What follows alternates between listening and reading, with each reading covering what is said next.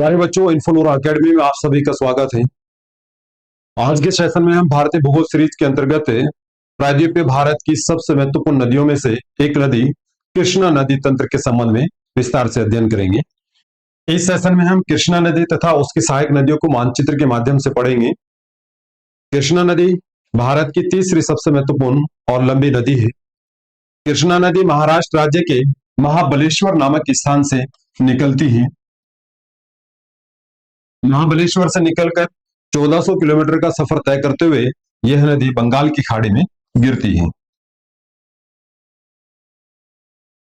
अपने इस सफर में यह नदी महाराष्ट्र राज्य, कर्नाटक, तेलंगाना तथा आंध्र प्रदेश में प्रवाहित होती है। कृष्णा नदी की प्रारंभिक महत्वपूर्ण सहायक नदियों में कोयना नदी महाबालेश्वर के निकट से ही निकलती है तथा कराड़ नामक स्थान पर दाईं ओर से कृष्णा नदी में मिल जाती है।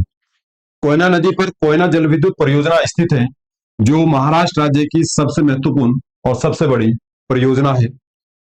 कोयना के बाद महाराष्ट्र राज्य की ही कोल्हापुर जनपद से निकलने वाली पंचगंगा नदी नरसोबावाड़ी नामक स्थान पर दाईं ओर से कृष्णा नदी में मिलती है।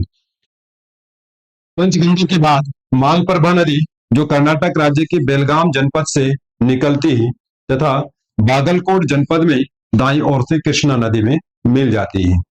मालप्रभा के बाद कृष्णा नदी की सबसे महत्वपूर्ण और सबसे लंबी सहायक नदी भीमा नदी, जो महाराष्ट्र राज्य के भीमाशंकर नामक स्थान से निकलती है तथा कर्नाटक के रायचूर नामक स्थान या रायचूर जनपद में बाईं ओर से कृष्णा नदी में मिल जाती है। भीमा के बाद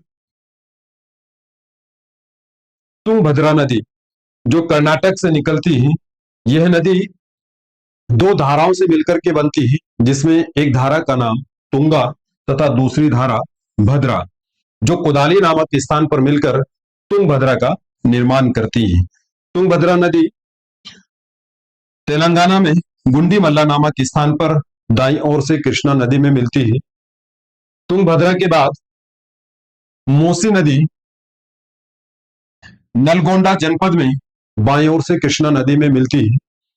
मूसी नदी तेलंगाना की अनंतगिरी पहाड़ी से निकलती है और इसी नदी के तट पर तेलंगाना की राजधानी हैदराबाद स्थित है।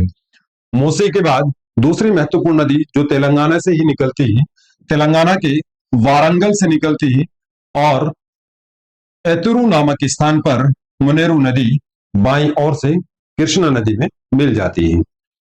इस प्रकार कृष्णा नदी तथा उसकी सहायक नदियों का यह सफर पूरा हुआ। आज के सेशन में हम इतना ही रखेंगे। मिलते हैं नेक्स्ट सेशन में नए टॉपिक के साथ। धन्यवाद।